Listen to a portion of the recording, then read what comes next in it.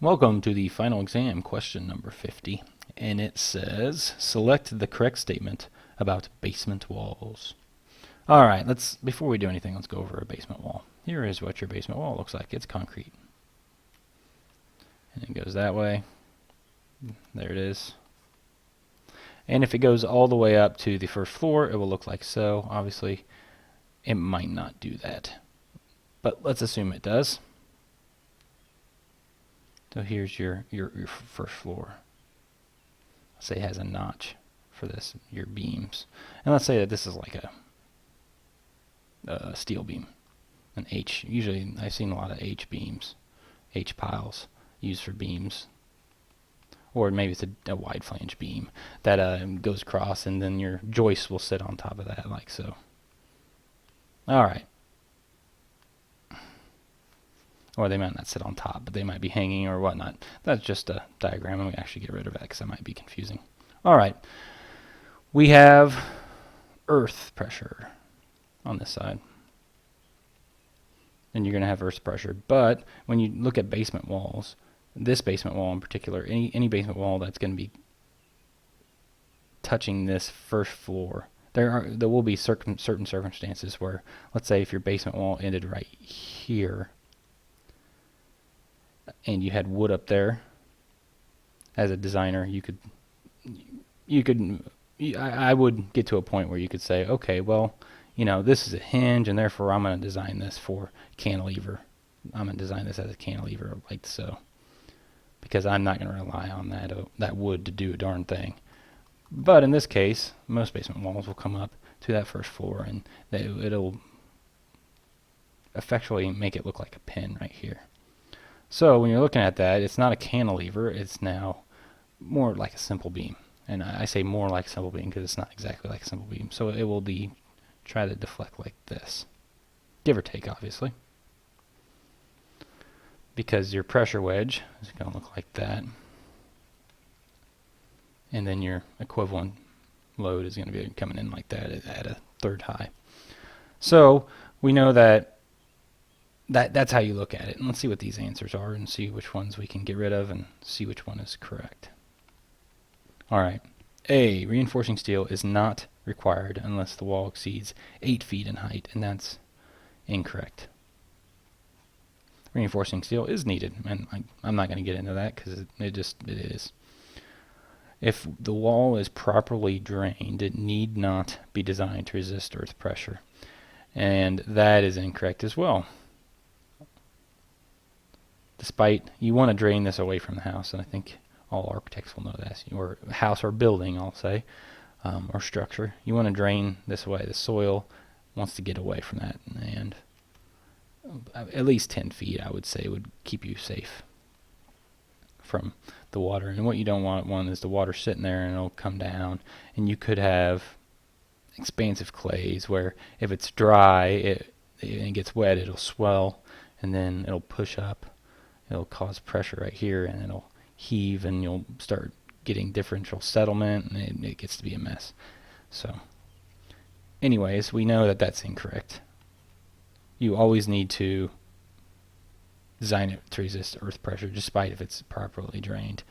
That earth has a chance to, if it breaks off right here, it's going to push against that wall.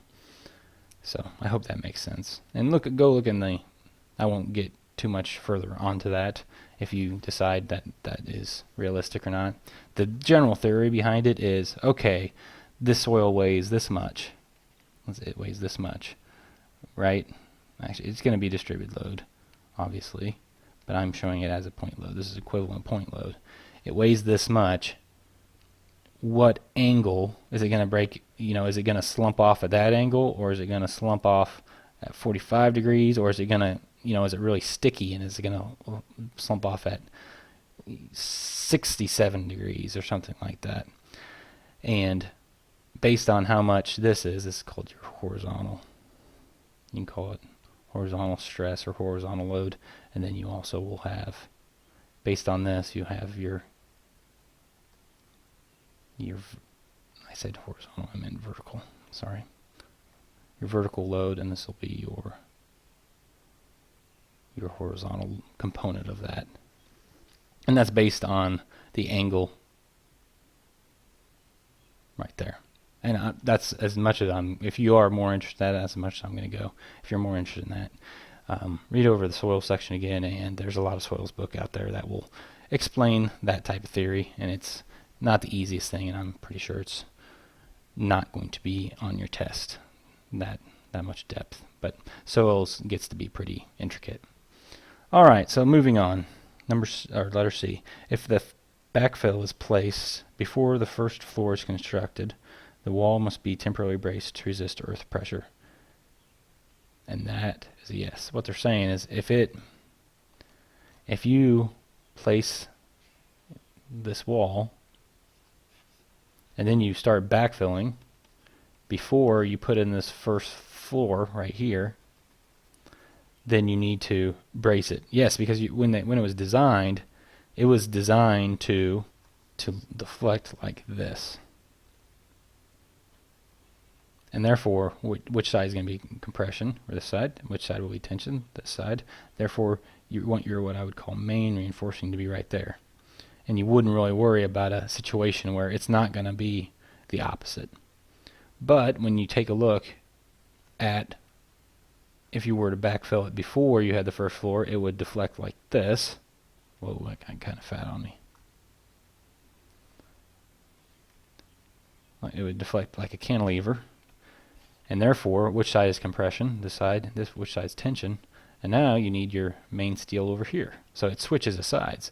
So therefore, you need to brace it somehow right here. Let's switch to a different color, green. You need to brace it right here so that it sees that same type of support system, I'll say. All right, I think that makes sense. So we said the answer is C. Let's go on to D and make sure that's not a better answer. D, the wall must be designed to resist overturning caused by earth pressure. And if you remember, our overturning means the concrete's good. Nothing, the structure is good. The whole thing is just going to rotate. So it's not balanced, is what I'll say. And in this case, hopefully you can just say, no, that's not right. This isn't going to rotate because it's wanting to rotate this way. And you have it braced right here. So that's not going anywhere. I mean, essentially what you have is you have this equivalent load coming right here at this depth. And then to resist that, let's take about this point, say call it A. So that's not very far, but then you're taking this reaction times 3 times this. 3 times this length. So that's going to create a reaction going that way. And then that's not to mention any soil passive resistance you're going to have to go going this way. So this will make a equivalent load right here, give or take. Obviously this is imperfect, but it will also resist that overturning. So you're not going anywhere. It's not going to overturn. Overturn is not an issue. You'll mostly have overturning issues when you have a cantilever. And this one I made with a shear key, a cantilever type. That's not water, it's soil. Cantilever retaining wall, which will want to overturn like that because you're going to have the pressure wedge right there. All right. I think that's enough. I don't need to explain anymore. All right, I will see you on the next set of videos, since this is question number 50. I hope this all works out, and if you have any questions, please go ahead and post a question, and hopefully I'll get to it. Thanks.